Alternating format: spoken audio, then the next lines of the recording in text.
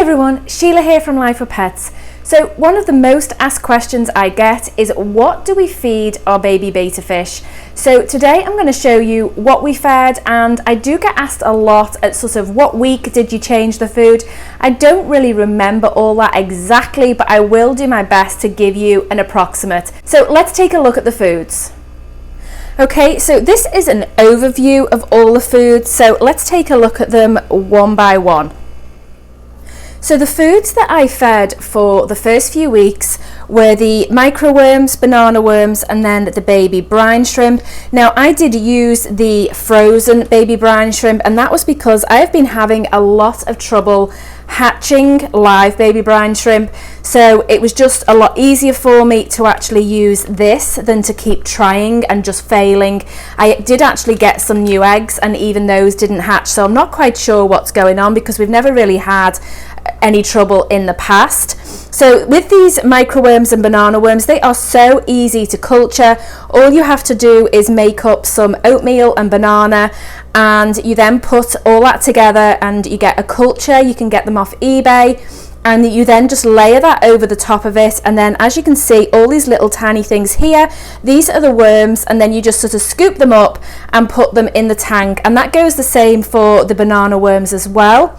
These are both very easy to feed, and they're a great first food because the betta fish, when they're first born, they are so tiny, and even at that point sometimes the baby brine shrimp can actually be too big, and so the microworms and banana worms are a great first food. Now the one thing I will say with these is there is quite a lot of controversy over the microworms, and there's a lot of claims that it's what causes ventral fin loss.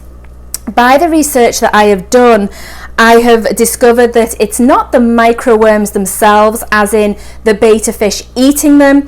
It's the fact that when the betta fish are really young, they do spend a lot of time on the bottom of the tank, and when they are on the bottom of the tank, the worms are there, and then if the worms sort of create a bacteria or just the environment, then the ventral fins can actually be burned away. So it's not the microworms themselves, it's the environment that the microworms are in that causes the issue. So I did feed these three foods for several weeks, and then I did start adding in frozen food.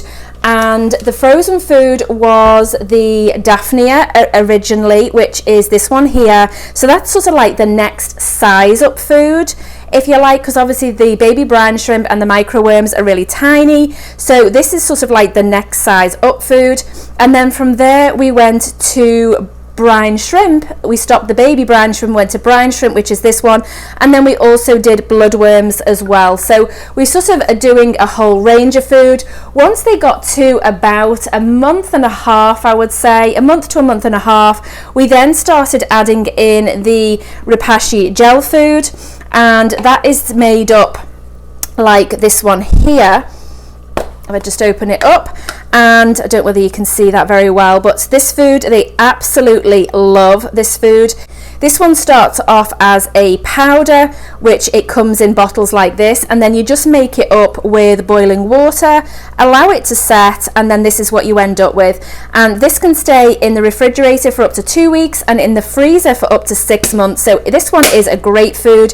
We use a lot of this. We use the Community Plus and also the Soylent Green as well. So the two different ones. The other thing we've also added in is pellet food, and what I have done with this one is I have ground it up extremely finely. I don't know if that is showing up properly, but it's almost like a powder. And what I did is I took a mixture of pellets, and then I used one of these and literally just ground it until I ended up with sort of the size of pellet that I actually wanted. And they are taking this really easily now because I have ground it up so finely, and then eventually I will grind it up less and less so that they will take pellet food. So they are on an extremely varied diet. I don't do the baby brine shrimp anymore, and I don't do the worms anymore. They are long past those now. I did those probably, I would say, for the first month, along with adding in some of the other things. But these I stopped after a month because if I put them in a tank now, they just completely ignore them because they are so tiny.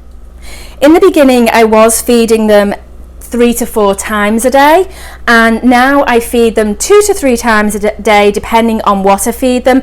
I do find that if I feed the repashy food, I do only need to feed them twice a day, but if I feed the pellet food or the frozen food, then I do tend to feed them 2 to 3 times a day, just depending on sort of how they look, because let's face it, they're always begging and telling me that they're hungry, so I have to decide that for them. For those of you that are wondering why do we have a big tank of mothballs behind us, we do actually sell those on our website now. So this is our holding tank for them, and there's no new projects going on. This is just the tank that we hold them in until we sell them. So if you're interested in one of those, I will leave a link to them in the description box below. So let's feed the baby bettas. They are actually ready to be fed this morning. So let's go ahead and give them some food. So when I'm doing frozen food, I do tend to do 2 different types. So this is brine shrimp and Daphnia, and the reason for that is because we do still have some smaller ones like this one here, and obviously we've then got the larger ones that can eat much bigger pieces. Then I do put the 2 different types in just to make sure that everybody is actually going to get fed. So I'm going to add some of this into the tank now, and probably is easier if I just scoop and tip a little. I usually will just add a little to start with and see how long it takes them to eat, see how the stomachs fill out, and then if I feel that they need some more, then I will add some more to the tank as well. I think there's probably about 25 fish in here in total, including the guppy fry as well, although they're not fry anymore, they're juveniles, and that goes for the betta fish as well, but I still call them fry and I still call them babies, but they are actually juveniles at this point. I do get asked a lot about the stripes on the betta fish, and that is perfectly normal at this age. These are juvenile stripes, they are not stress stripes. I keep getting told that my betta fish are extremely stressed, and it's not that they're stressed, this is juvenile stripes, so this is all just perfectly normal. So as you can see, a lot of that went very, very quickly, so I am going to pour in just a little more, and we'll see how they go with that. Like I say, I don't like to pour too much in. I've done that on occasion, and obviously it's not good to overfeed them, so I just keep sort of pouring bits in, let them eat, and then I'll pour some more in, and then I'll just make a judgment call when I think that they have had enough, and then that way there's not too much waste going on in the tank from food sitting on the bottom. You can see here that I do still have cellophane ones that are struggling to swim. Both the cellophane of the larger ones are still struggling a great deal. We do have a smaller cellophane, that is this little one right there, and so far this one has got no issues with swimming, so I'm hoping that it won't develop any. I do still water change this tank every day. I do about 50%. Very occasionally it will be every other day, and I will maybe do a 60% if I do actually do that. At this point, I reckon there's probably about 20 to 25 fish in here, so we do need to obviously keep up on the water changes to keep the water conditions exactly where they need to be so that they're healthy for the fish. So now the bettas do have some good sized stomachs. You can see this one here has breeding stripes, which I didn't realise that they would show them so young. They are 2.5 months old, and we do see it quite a lot on them, the actual stripes. I don't know whether you can see it there. That's a pretty clear shot there.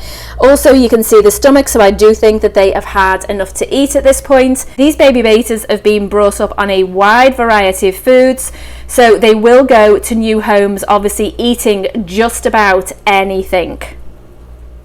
Okay guys, so there you have it. That is what we feed our baby bettas. I will leave links in the description box below for the items that I can if you want to take a look at them. If you're not subscribed to this channel and you would like to see more videos like this, then please do so. And don't forget to hit that notification bell so that you know when we upload more. Alright guys, thanks for watching, and we'll see you next time.